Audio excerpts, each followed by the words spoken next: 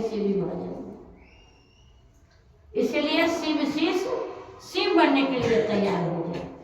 हम लोग को शिव को गुरु बनाएंगे तो गुरु की शक्ति हम लोग में उतरेगी, हम लोग भी शिवत्व भाव में चले जाएंगे। किसी का कल्याण शिव करते हैं तो शिव का शिष्य क्या करेगा? कल्याण ही न सोचेगा, करेगा। गिरे हुए लोगों को उठाएगा, नहीं जो संभल के नहीं चल पाता है उससे संभाल के ले चलना होगा। बड़े गुरु भाई हम लोग को क्या सलाह दिए? जाते जाते नीलम दीदी हम लोग को कहे कि हम लोग को भी बच के रहना है और दूसरे को भी बचाने की रास्ता बताइए। कोई टूटे नहीं, कोई रूठे नहीं, कोई छूटे नहीं।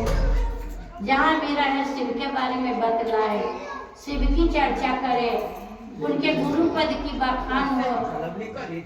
शिव के बारे में बताया जाता है, हमारे बुजुर्ग लोग बतलाते हैं कि शिव आदि गुरु है, शिव जगत गुरु है, शिव देवों के देव महादेव हैं, शिव अवधरदानी है, शिव महामृत्युंजय है।